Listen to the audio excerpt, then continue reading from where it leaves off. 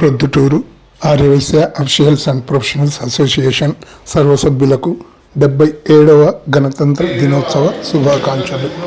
నేడు మన ప్రొద్దుటూరు అవోప మిట్టా వెంకటకృష్ణయ్య భవనం నందు 77వ గణతంత్ర దినోత్సవ వేడుకలు జరిగినవి. ఈ సందర్భంగా హాజరైన సభ్యులందరికీ శుభాకాంక్షలు మరియు ప్రత్యేక అభినందనలు తెలియజేస్తున్నాము. పాల్గొన్నవారు పలుకూరు సుబ్రహ్మణ్యం గారు, పిడవల్ల రవికుమార్ గారు, మాలేపాటి సుబ్రహ్మణ్యం గారు, సగల మల్లికార్జునరావు గారు, అమరావతి చిన్న వీరయ్య గారు, గుండా సహదేవుడు గారు, రెడ్డయ్య గారు, సోమిశెట్టి హనుమాన్ గారు, రామమోహన్ రావు గారు తదితరులు హాజరయ్యారు. వారందరికీ ప్రత్యేక ధన్యవాదములు తెలియజేసుకుంటున్నాము.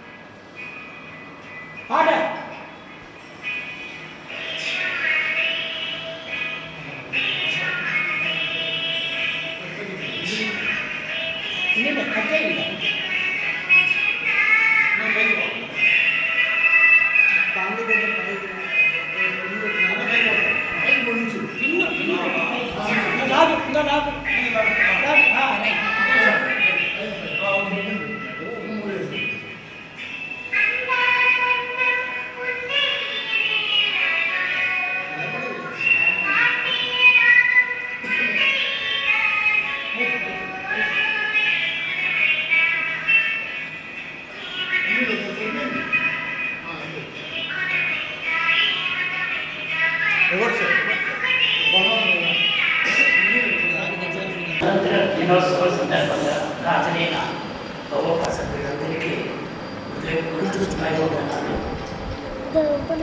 గణతంత్ర దినోత్సవ శుభాకాంక్షలు. ఇండియన్ చరిత్రలో స్వాతంత్రం వచ్చిన తర్వాత మనం బాగా గుర్తుపెట్టుకోవాల్సిన 2 డేట్స్ సంవత్సరాలు సెలబ్రేషన్స్. ఒకటి 1947 ఆగస్టు 15, రెండవది 1950 జనవరి 26. ఈ రెండుకి అత్యంత ప్రాధాన్యత ఉంది. ఈ 2 కార్యక్రమాలు 77 సంవత్సరాల నుంచి ప్రతి సంవత్సరం సెంట్రల్ గవర్నమెంట్ నుంచి పంచాయతీ వరకు అన్ని చోట్ల, అన్ని విద్యా సంస్థల్లో, కార్యాలయాల్లో మనం ఒకసారి స్వాతంత్రం కోసం పోరాడిన సమరయోధుల త్యాగాలను వాళ్ళందరినీ స్మరించుకోవడానికి తప్పనిసరిగా జరుపుకుంటున్నటువంటి ఈ 2 కార్యక్రమాల్లో చాలా అత్యంత ప్రాధాన్యత ఇస్తారు. ఎందుకంటే 200 ఏళ్ళు పాలించిన బ్రిటిష్ వాళ్ళను తరిమి కొట్టడానికి అంత సులభంగా రాదు. ఏ కొద్ది రోజుల్లో, కొద్ది సంవత్సరాలు కాదు. దగ్గర 1857 నుంచి 1947, 90 సంవత్సరాలు అంచెలంచెలుగా చాలామంది, అంటే కంటిన్యూగా, అంటే 47లో ముందు పెట్టిన కానించి మనం 57 నుంచి అందరూ ఉండకపోవచ్చు. మధ్యలో వాళ్ళు డ్రాప్ అయినా కూడా వాళ్ళ త్యాగం కూడా మనం మర్చిపోకూడదు. ఎందుకంటే ఒక బండరాయి తీసుకొని మనం పగలగొట్టాలి అని అంటే ఒక్కొక్కరు ఒక్కొక్క ఏటి వేసిన పగలదు. అట్లా ఒక 10 మంది 20 మంది వేస్తే కానీ ఆ బండరాయి పగులుతుంది. అంటే ఇక్కడ ఒక దెబ్బగా పగల, అంటే ఫస్ట్ దెబ్బ నుంచి ఆ బండరాయి బలీన పడతా వస్తుంది, చివరకు ఎవరో ఒక చేతిలో పగులుతుంది. అలానే ఈ 57 నుంచి 47, ఈ 97 3 అంచె అది 47లో మనం అంతా చెప్పుకోవచ్చు. కానీ ఈరోజు గణతంత్ర దినోత్సవం అలా ప్రాణత్యాగాలు చేసినటువంటి వారి యొక్క ఆశయాలు, ఆలోచనలు ప్రజలు ఏం ఆశించినారు అంటే బ్రిటిష్ వాళ్ళు పాలిస్తే మనకేంటి, అక్కడ ఏంటి వాళ్ళు అనుభవించినారు, అవి తిరిగి ఆ ప్రజలు ఆ బానిసత్వం నుంచి స్వేచ్ఛగా బ్రతకాలి అనే ఉద్దేశంతోనే అనేక మంది స్వాతంత్ర సమరయోధులు పోరాటం జరిపినారు. చివరకు 1920 నుంచి 47 వరకు స్వాతంత్రం ఉద్యమం నడిపినటువంటి ఆ ఆ గాంధీ యుగంలో వాళ్ళు పూర్తిగా బలహీనపడతా వచ్చినారు. అయితే ఆయుధాలు చేపట్ల, లేకపోతే తుపాకీ చేపట్ల, సత్యం అహింస, ప్రపంచంలో సత్యం అహింసాన్ని తరిమి స్వాతంత్రం సంపాదించిన దేశం భారతదేశం ఒక్కటే మనం గర్వంగా చెప్పుకోవచ్చు. అట్లా స్వాతంత్రం సంపాదించిన తర్వాత మనకు రాజ్యాంగం అంటూ ఒకటి లేదు, అంటే పాలనా వ్యవస్థ అనేది లేదు. బ్రిటిష్ వాళ్ళు అప్పటికప్పుడు పాలన చేసి చట్టాలు తయారు చేసి మన మీద రుద్దుతూ ఉన్నారు. కానీ మూలం అంటూ ఒకటి లేదు, అంటే అప్పుడు పరిస్థితులు బట్టి చట్టాలు చేస్తూ ఉన్నారు. అందుకు ఎవరు అంటే 1920 నుంచి 1919లో రౌలత్ చట్టం అనేది తెచ్చినారు. అంటే ఏ కారణం లేకుండా ఎవరినైనా ఎంతకాలమైనా జైల్లో పెట్టచ్చు అంటే. కానీ దానికి వ్యతిరేకంగా సాగిన స్టార్టింగ్ ఉద్యమం నిరాకరణ ఉద్యమం. అప్పుడు చేస్తూ ఉంటే బ్రిటిష్ వాళ్ళు ఏదైనా చేసినారట, ఎవరు ఈ దేశంలో అనేక కులాలు, మతాలు, భాషలు, సాంప్రదాయాలు, ఏకత్వం అనేది ఉందా, భిన్నత్వం అనేది ఎక్కువ కనిపిస్తూ ఉంది. మీకు స్వతంత్రం కావాలన్నా, ఒకవేళ స్వతంత్రం వచ్చినా నిలుపుకుంటారా అని ఈ ఉద్యమ నాయకులను పిలిపించుకొని హేళన చేసేవారట. అప్పుడు ఆలోచన చేసినారట. ఇది నిజమే, వాళ్ళనేది నిజమే. కానీ మనం స్వతంత్రం వచ్చే నాటికి ప్రజల్లో ఒక భిన్నత్వం పోయి ఏకత్వం తీసుకురావాలి అని అంటే మనం కూడా ఏదైనా వాళ్ళని ఇప్పటి నుంచి మనం ఫోకస్ చేయాలా అనే ఉద్దేశంతో ఈ కాంగ్రెస్ నాయకులు, ఆ ఉద్యమ కార్యకర్తలు వీళ్ళంతా వీళ్ళకు ఒక పిలుపు ఇచ్చేవాళ్ళు అనమాట. ఆ డిసైడ్ చేసిన తేదీనే జనవరి 26.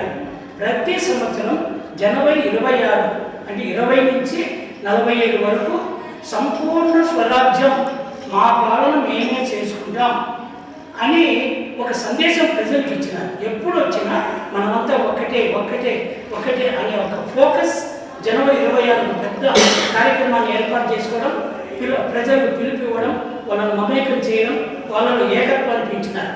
మనం ఎన్ని ఉన్నా మనమంతా ఒకటే అనేది.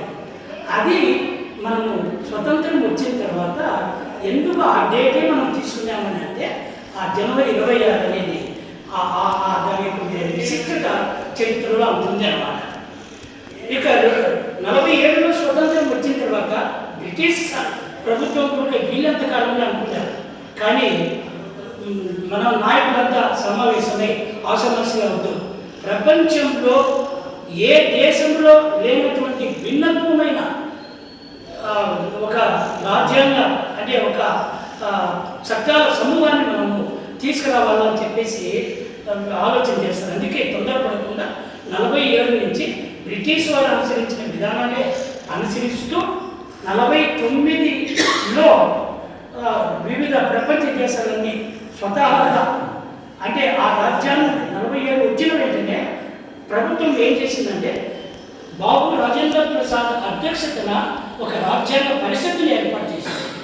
దాంట్లో ఒక డ్రాఫ్టింగ్ కమిటీ కూడా అంటే రచనా కమిటీనని డాక్టర్ బిఆర్ అంబేద్కర్ నాయకత్వాన ఒక కమిటీని కూడా ఏర్పాటు చేసింది. వీళ్ళు అనేక ప్రపంచ దేశాలు తిరిగి ఏ ఒక్క దేశాన్ని తీసుకో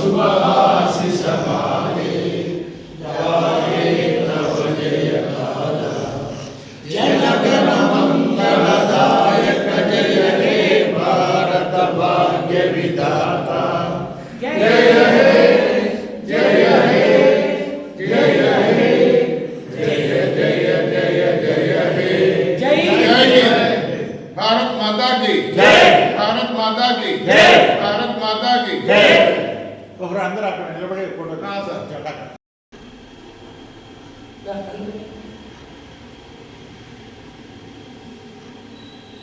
దాని నుంచి కవర్ చేయాలి, పిన్ కూడా దాని నుంచి అంతా కవర్ చేయాలి.